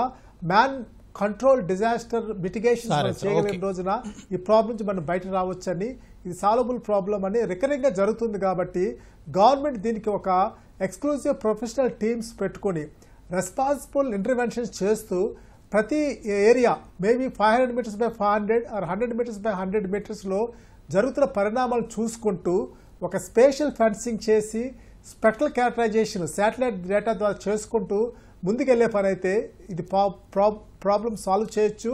ఇది చాలా స్టేట్స్, నార్త్ ఈస్టర్న్ స్టేట్స్లో కానీ, నార్త్ ఎక్స్ట్రీమ్ స్టేట్స్లో కానీ, ఇటు కేరళ సైడ్ ఉన్న ఈ ప్రాబ్లమ్స్కి డెడికేటెడ్ టీమ్ అనేది పెట్టుకోవాలని, ఏ విధంగా ఇండియన్ ఆర్మీ ఎలా వర్క్ చేస్తుందో డిజాస్టర్ ఆర్మీ అనేది ముందుకెళ్తూ వర్క్ చేయాలనేది నా ఉద్దేశం అండి. పూర్ణచంద్రరావు గారు, ఇప్పుడు మొత్తంగా చూస్తే అందరూ మన చర్చలో పాల్గొన్న వాళ్ళందరూ చెబుతుంది కూడా ఇది మానవ తప్పిదం వల్లే వరదలు వస్తున్నాయి ఇక్కడ ఉత్తరాఖండ్లో అని. అయితే గతంలో కూడా చాలాసార్లు ఈ విధంగా వరదలు వచ్చాయి. దాని నుంచి ఏం పాఠాలు నేర్చుకున్నారు? ఇప్పటికైనా ఇప్పుడు ఈ రోజు వచ్చిన వరదలతోనైనా ఎలాంటి పాఠాలు నేర్చుకుంటే భవిష్యత్తులో ఇలాంటి ముప్పును తప్పించుకునే అవకాశం ఉంది? ముఖ్యంగా మనం 3 రకాల చర్యలు పాటించాలండి. ఫస్ట్ ఏంటంటే we have to fight climate change and global warming. అది లాంగ్ టర్మ్ గోల్ అన్నమాట. ఎందుకంటే మనకు తెలిసిన విషయమే, ఇప్పుడు ఈ గ్రీన్ హౌస్ గ్యాసెస్ వీటి వల్ల టెంపరేచర్ రైజ్ అయ్యి మనకి విపరీతంగా ఈ మంచు కరగడం లేదా వర్షపాతంలో తేడాలు వచ్చి మనకి వరదలు అవి రావడం, ల్యాండ్ స్లైడ్స్ రావడం, ఇవన్నీ చూస్తున్నాం. కాబట్టి లాంగ్ టర్మ్లో మనం ఖచ్చితంగా క్లైమేట్ చేంజ్ని మనం కంట్రోల్ చేయాలి. టెంపరేచర్ రైజ్ అనేది, గ్లోబల్ వార్మింగ్ అనేది అరికట్టాలి. అది మొదటి స్టెప్ అన్నమాట. రెండోది ఏంటంటే విపరీతంగా ఈ కన్స్ట్రక్షన్ యాక్టివిటీస్ ఏవైతే అవుతున్నాయో అప్పుడు హిమాలయ పర్వతాల్లో ముఖ్యంగా టూరిజం వల్ల road widenings and constructions of buildings ఇవన్నీ చేస్తున్నారు. దీనివల్ల కూడా స్టీప్నెస్ పెరిగి అక్కడ లూజ్ సాయిల్, ఇప్పుడు డిఫారెస్టేషన్ ఒకటి, చెట్లు కూడా నరికేయడం వలన సాయిల్ లూజ్ అయిపోయి అది నీరుని పీల్చుకోలేక వరదల రూపంలో వచ్చేస్తుంది. సో ఈ కన్స్ట్రక్షన్ యాక్టివిటీస్ అన్ని కూడా మనం కంట్రోల్ చేయాలి. ఇన్ఫాక్ట్ ఒక స్టేజ్ వచ్చాక మనం అవి స్టాప్ చేయాలని చెప్పొచ్చు. మొన్న చూసాం జోషిమఠ్ లో కూడా we had sinking of the ground, చాలా సీరియస్ ప్రాబ్లం అయ్యి బిల్డింగ్స్ కూడా క్రాక్స్ అయ్యి కొలాప్స్ అయినాయి కొన్ని చోట్ల. మూడోది ఏంటంటే we need to develop early warning systems. ఇప్పుడు ఇది కొత్తగా చాలా మంది దీని మీద రీసెర్చ్ చేస్తున్నారు. ఇప్పుడు ఎన్జిఆర్ఐలో కూడా మేము కొత్త రకమైన seismic early warning system develop చేసాం. అంటే ఏంటంటే ఇప్పుడు ఈ ఉత్తరాఖండ్ లో మాకు 80 సైస్మోగ్రాఫ్స్ ఆల్రెడీ ఇన్స్టాల్డ్ ఉన్నాయి. ఇవి కాకుండా ఇన్ఫ్రాసౌండ్, వాటర్ లెవెల్ సిస్టమ్స్ కూడా పెట్టడం జరిగింది. అయితే ఏదైనా ల్యాండ్ స్లైడ్, రాక్ ఫాల్ కానీ ఫ్లడ్ కానీ స్టార్ట్ అయిన వెంటనే ఈ యంత్రాలు వాటిని రికార్డ్ చేసి శాటిలైట్ ద్వారా మనకి కమ్యూనికేట్ చేస్తాయి అనమాట. So using artificial intelligence we have developed a system which can recognise, అంటే ల్యాండ్ స్లైడ్ జరిగింది అని మనకి తక్షణం తెలిసిపోయేలాగా దాని బేసిస్ మీద ఒక వార్నింగ్ ఇచ్చేటట్లు అనమాట. సో ఈ అర్లీ వార్నింగ్ సిస్టమ్స్ కనుక మనం చక్కగా డెవలప్ చేసి వాటిని వాడటం మొదలు పెడితే కనుక చాలా మటుకు మనం మన ప్రజల్ని కాపాడుకోవచ్చు. సో ఇది మూడో చర్య ఏంటంటే we have to develop early warning system. ఎందుకంటే మనం ఈ ప్రకృతి సహజంగా వచ్చే ఈ డిజాస్టర్స్ ని మనం ఆపలేము. సో అట్లీస్ట్ వాటిని ఎలా ఫేస్ చేయాలి. ఫర్ ఎగ్జాంపుల్ 2011లో ఎన్టీపీసీ హైడ్రో పవర్ ప్రాజెక్ట్ లో 150 మంది చనిపోవడానికి కారణం ఏంటంటే అక్కడ రాక్ ఫాల్ అయిన తర్వాత ఫ్లడ్ ఏర్పడిందని తెలీదు. Almost they had some 20 minutes or 30 minutes time ఆ ఫ్లడ్ వచ్చే లోపల. ఇది కనుక అర్లీ వార్నింగ్ సిస్టమ్ ఉన్నట్లయితే ఆ ప్రాణాలు మనం కాపాడగలిగేవారు. అయితే ఇది ఫ్యూచర్ స్టడీ. ఇప్పుడు people are working on development of early warning systems so that ఈ ఎక్స్ట్రీమ్ ఈవెంట్స్ ఏవైతే ఉన్నాయో హిమాలయాస్ లో వీటిని మనం successfully we can face them. Srikumar garu, అలాగే ఇప్పుడు మానవ తప్పిదం అని అందరికీ తెలుస్తూనే ఉంది. అలా కేరళలో కావచ్చు, ఆంధ్రాలో కావచ్చు, ఉత్తరాఖండ్లో కావచ్చు, వివిధ ప్రాంతాల్లో ఇది రెగ్యులర్గా ఇలాంటివన్నీ చూస్తూనే ఉన్నాం. భయంకరమైన విపత్తులు వస్తున్నాయి, ఇళ్లు కొట్టుకుపోతున్నాయి, మనుషులు చనిపోతున్నారు. ఇంత దారుణాలు జరుగుతున్నా కూడా ప్రభుత్వాలు కావచ్చు, లేకపోతే ఇతర వ్యక్తులు కావచ్చు, ఎందుకు మేల్కోవడం లేదు, ఎందుకు తగిన అడ్డుకట్ట వేసేదానికి ప్రయత్నాలు చేయడం లేదు? దానికి ముఖ్యంగా మన భారతదేశం వచ్చేసరికి అండి, ఇది అభివృద్ధి చెందుతున్నటువంటి దేశం. జనాభా పరంగా దక్షిణ భారతదేశం కన్నా ఉత్తర భారతదేశంలో పాపులేషన్ ఎక్స్ప్లోజన్ అంటాం మనం.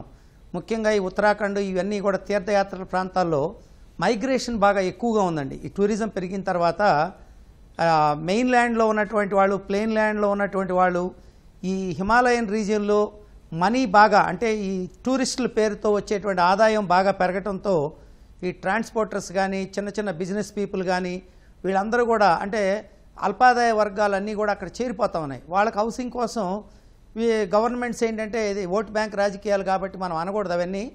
ఇవన్నీ కూడా చేయటం విచ్చలవిడిగా కన్స్ట్రక్షన్. అంటే ఇప్పుడు మనం ఒక హిమాలయన్ రీజియన్లో ఎలాంటి కన్స్ట్రక్షన్ చేపట్టాలనే దాని మీద పరిశోధన లేదు. అక్కడ వాడియా ఇన్స్టిట్యూట్ ఆఫ్ జియాలజీ అని ఉందండి. అక్కడ చాలా విస్తృతమైన పరిశోధన జరుగుతుంది. ఆ వాడియా ఇన్స్టిట్యూట్, ఎన్జిఆర్ఐ వాళ్ళు చేస్తున్నారు. అలాగే శాటిలైట్ మ్యాపింగ్ ఇవన్నీ చేసినా కూడా గ్రౌండ్ లెవెల్లోకి వచ్చేసరికి రాజకీయ దాని నేపథ్యంలోనే వారికి అంకిత భావం ఉండాలండి. ముఖ్యంగా ఇది చేయటానికి ఏంటంటే అసలు ఆ ఏరియాలో కన్స్ట్రక్షన్, రొటీన్గా కట్టే కన్స్ట్రక్షన్ అక్కడ కట్టాలంటే చాలా కష్టం. కానీ అక్కడ కూడా ఈ కాంక్రీట్ స్ట్రక్చర్లు మామూలు బిల్డింగ్లే కడుతున్నారు. కానీ డిజాస్టర్ ప్రోన్ ఏరియా, అది హైలీ జోన్ మనం చెప్పుకునే పాత్ర తీసుకుంటే చాలా తీవ్రమైన పెను భూకంప ప్రాంతం అండి గార్వాల్ రీజియన్. భారతదేశంలోనే అత్యంత తీవ్రమైన పెను భూకంప ప్రాంతం. టాప్ సాయిల్ చాలా లూజ్గా ఉంది, హిమాలయాలు చాలా యంగ్గా ఉన్నాయి, క్లౌడ్ బరస్ట్ జరగడానికి అవకాశం ఉంది, ఇలా గ్లేషియర్ లేక్స్ ఉన్నాయి. ఇలాంటి చోట నివాస ప్రాంతాలు ఏర్పరచాలంటే కొంత రెస్ట్రిక్టెడ్ ఫ్లో అనేది గవర్నమెంట్ చేయకపోతే ఇది చాలా దారుణంగా ఉంటుంది. అందుకనే మీకు తెలుసు అక్కడ చిప్కో ఆందోళన కానీ చాలా రకాలైన మూమెంట్స్, ఎన్విరాన్మెంటల్ మూమెంట్స్ కూడా అక్కడే వచ్చినాయి. పర్యావరణ విధ్వంసం జరుగుతుందండి హిమాలయాల్లో. ఈ కలప రవాణా కానీ ఇవన్నీ కూడా జరుగుతూ ఉన్నాయి. చాలా చాలా తీవ్రమైనటువంటి సాయిల్ ఎరోషన్ జరుగుతుంది, అక్కడ ల్యాండ్ స్లైడ్ జరుగుతుంది. వీటి అరికట్టకపోతే భవిష్యత్తులో మాత్రం ప్రమాద గంటికలు ఎంత ప్రమాదం అంటే జీవనదులుగా ఉన్నటువంటి మందాకిని కానీ చాలా రివర్స్ అక్కడ కీర్ గంగా కానీ అవి తర్వాత గంగా నదికి ఉపనదులైనటువంటి బ్రహ్మపుత్ర కానీ ఇవన్నీ కూడా ఆ గ్లేషియర్స్ కనుక ప్రమాదంలో పడితే అసలు మొత్తం మన క్యాచ్మెంట్ ఏరియా సారవంతమైనటువంటి ఏదైతే మనకి జీవనాడిగా ఉన్నటువంటి గంగా నది కానీ బ్రహ్మపుత్ర కానీ ఇవన్నీ కూడా చాలా ప్రమాదంలో పడే పరిస్థితి ఉందండి. ఎందుకంటే ఇక్కడ ఏర్పడేటువంటి హ్యూమన్ యాక్టివిటీ వల్ల గ్లేషియర్స్ ఎఫెక్ట్ అవుతాయి. గ్లేషియర్స్ ఎప్పుడైతే ఎఫెక్ట్ అయిందో హిమపాతం ఎఫెక్ట్ అవుతుంది, వర్షపాతం ఎఫెక్ట్ అవుతుంది. తద్వారా మొత్తం భారతదేశం కూడా చాలా పెను విపత్తుకు లోనయ్యే ప్రమాదం ఉంది. కాబట్టి దీర్ఘకాలిక ప్రణాళికలతో చాలా సుశిక్షితంగా మనం జాగ్రత్తగా చేయకపోతే అధ్యయనం చేయాలండి. ఇది చాలా తక్కువగా జరుగుతుందని చెప్పాలి. ముఖ్యంగా మనం లాస్ట్ వన్ అండ్ హాఫ్ డికేడ్లో ఈ ఉత్తరాఖండ్ ప్రాంతంలో చాలా తీవ్రమైన ముప్పు ఎక్కువగా ఉంది. హైలీ డేంజరస్ జోన్గా ప్రపంచ పర్యావరణ సంస్థలు చెప్తూ ఉన్నాయండి. ప్రసన్న కుమార్ గారు, అలాగే ఇప్పుడు విపత్తుల్ని అడ్డుకోవడం లేకపోతే పూర్తి స్థాయిలో నివారించడం అనేది కష్టమే అయినప్పటికీ వాటి తీవ్రతని లేకపోతే వాటి సంఖ్యని తగ్గించే అవకాశాలు ఎంతవరకు ఉన్నాయి? దానికి ప్రభుత్వాల పరంగా ఎలాంటి చర్యలు తీసుకుంటే మేలంటారు? National disaster management authority, state disaster management authority, district లెవెల్లో డిస్ట్రిక్ట్ డిజాస్టర్ మేనేజ్మెంట్ అథారిటీ అని వ్యవస్థ ఏర్పాటు చేశారు. అట్లాగే ఈ డిజాస్టర్స్ ని ఎట్లా మనం తట్టుకోవాలి, వచ్చినప్పుడు ఏం చెయ్యాలి అని తెలియడానికి కోసం national institute of disaster management వాళ్ళు రెగ్యులర్ గా ట్రైనింగ్ ప్రోగ్రామ్స్ కండక్ట్ చేస్తారు. అలాగే ఇందాక చెప్పినట్టుగా ఐఐటీస్ కానీ లేకపోతే హిమాలయన్ ఇన్స్టిట్యూట్స్ కానీ యూనివర్సిటీస్ లో ఉండే డిపార్ట్మెంట్స్ ఈ హిమాలయాస్ మీద స్టడీ చేసేవి, నార్త్ ఈస్ట్ లో నార్త్ వెస్ట్ లో ఉండే యూనివర్సిటీస్ కూడా స్టడీ చేస్తున్నాయి, వాళ్ళ రిపోర్ట్స్ ఇస్తున్నాయి. అయితే ఈ స్టడీ చేసే రిపోర్ట్స్, ఈ స్టడీ చేసే డిపార్ట్మెంట్స్ అంతా ఒకటైతే ఇది ఏ ప్రాజెక్ట్ అయినా ఇక్కడ అనువైన ప్రాజెక్టే, ఏ ప్రాజెక్ట్ అయినా ఇక్కడ చేపట్టచ్చు అని స్టడీ చేసి రిపోర్ట్ ఇచ్చే వాళ్ళు కూడా ఉన్నారు. వాళ్ళ రిపోర్ట్ వాళ్ళు కూడా సాంకేతిక పరంగా శాస్త్రపరంగా సరైన రిపోర్ట్ అని వాళ్ళు నొక్కి వక్కాణిస్తారు. సో దాంతో ఏమవుతుందంటే ఏదైనా డెసిషన్ మేకింగ్ కమిటీ వాళ్ళు చూసినప్పుడు అరే ఇవన్నీ కూడా సక్రమంగానే ఉన్నాయి కదా, మనం దీన్ని ఒప్పుకోవచ్చు, దీనికి ఆ ప్రాజెక్ట్ కి అనుమతి ఇవ్వచ్చు అనేలాగా వాళ్ళు రిపోర్ట్ తయారు చేస్తున్నారు. అంటే ఈ రిపోర్ట్స్ ని క్రాస్ వెరిఫై చేసి ఈ రిపోర్ట్ సరైందా కాదా అని స్టడీ చేయాలి. ఏ కమిటీస్ అయితే డెసిషన్ మేకింగ్ కమిటీస్ ఉంటాయో ఆ కమిటీస్ అన్ని కూడా. అయితే డెసిషన్ మేకింగ్ కమిటీస్ మీద కూడా ఒత్తిడి ఉన్నప్పుడు వాళ్ళు కూడా ఈ రిపోర్ట్ సరిగ్గా ఉంది కదా, మీరెందుకు దానికి శాంక్షన్ చేయట్లేదు అనే ఒత్తిడికి వాళ్ళు కూడా లొంగి వాళ్ళు కూడా దానికి సపోర్ట్ చేసి దాన్ని అప్రూవ్ చేస్తున్నారు. ఒకవైపునేమో శాస్త్ర సాంకేతిక పరిజ్ఞానం చెప్తోంది ఇవి చేయకూడదు, ఇట్లాంటివి చేయొచ్చు, ఈ ఏరియాలో ఇలాంటి అభివృద్ధి ప్రాజెక్టులు మనం చేసినప్పుడు ఇలాంటి జాగ్రత్తలు తీసుకోవాలని ఒకవైపు నుంచి మనకి ఆ పరిజ్ఞానం వస్తుంది. ఇంకో వైపు నుంచి ఏమో ఎలాంటిదైనా ఎక్కడైనా చేయొచ్చు అనే రిపోర్ట్ కూడా వస్తున్నాయి. ఈ రెండింటికి మధ్య ఘర్షణ అవసరం, ఆ రెండింటికి మధ్యలో ఒకరితో ఒకరు చర్చించుకోవడం అవసరం. ఈ సైంటిఫిక్ ఇన్స్టిట్యూషన్స్ లో ట్రైన్ అయిన వాళ్ళే పోయి అక్కడ బయట రిటర్న్ అయిన తర్వాత వాళ్ళు environment impact assessment, environment management plans తయారు చేస్తారు. ఆ మేనేజ్మెంట్ ప్లాన్స్ వీళ్ళు పెద్దవాళ్ళు వచ్చారు కదా, వీళ్ళు తయారు చేశారు కదా, ఇది కరెక్టే ఉంటుంది అనే టైప్ లో వాళ్ళు రిపోర్ట్ తయారు చేస్తారు. ఆ రిపోర్ట్ బేసిస్ మీద డెసిషన్ మేకింగ్ అవుతుంది. ఇవే మెయిన్ కారణం మనకి ప్రతి డెవలప్మెంట్ ప్రాజెక్ట్ కూడా ఆగిపోవడానికి, లేదా ప్రతి డెవలప్మెంట్ ప్రాజెక్ట్ కూడా ఆ ఏరియాలో పెద్ద ఎత్తున పర్యావరణ విధ్వంసాన్ని జరపడానికి. సో దీంట్లోంచి మనం బయటికి రావాలి అంటే ఒక cross verification of the scientific truth which is being proposed or which is shown, and also mitigation plan. వాళ్ళు పెట్టే మిటిగేషన్ ప్లాన్ ఎంతవరకు కరెక్ట్, ఎంతవరకు ఎఫిషియెంట్ గా అది ప్లాన్ ఇంప్లిమెంట్ చేయగలుగుతున్నారు, ఇది స్టడీ చేసే వ్యవస్థ కూడా ఉండాలి. ఈ కమిటీస్ అన్ని కూడా నిర్వీర్యం అయ్యేటట్టుగా మనం చేస్తే ఆ కమిటీస్ తన పని తను చేయలేవు. ఆ కమిటీస్ ఊరికే నామకార్థం పెట్టినట్టే ఉంటుంది, కానీ ఆ కమిటీస్ తోటి మనకు ఉపయోగం ఉండదు. కాబట్టి సైంటిఫిక్ స్టడీస్ లోంచి వచ్చేవి మనకి జ్ఞానాన్ని ఇస్తున్నాయి, కానీ ఆ జ్ఞానాన్ని వాడుకునే శక్తిని, వాడుకునే ప్రెషర్ ని అవి క్రియేట్ చేయలేకపోతున్నాయి. So scientist probably will have to play the role of ఒక యాక్టివిస్ట్ లాగా వాళ్ళు ఫోర్స్ చేసి ఈ పరిస్థితిలో మీరు చేస్తే ఒప్పుకోము, దీనివల్ల ఈ నష్టం అవుతుంది, దీనికి చాలా భరించాల్సి వస్తుంది అనే మాట చెప్పాల్సి వస్తుంది. మామూలుగా ఏంటంటే ఈ అక్కడ ఉండే నేబర్ వాళ్ళు మొదట్లో అపోజ్ వాళ్ళకి పనికొస్తాయో వాళ్ళకి ఉపయోగపడతాయో అన్నప్పుడు వాళ్ళు దాన్ని ఓకే అంటారు. సో పబ్లిక్ ఏరియాస్ కూడా అలా నిర్వీర్యం అవుతున్నాయి. ఇది వాళ్ళ ప్రతిధ్వని. నమస్కారం.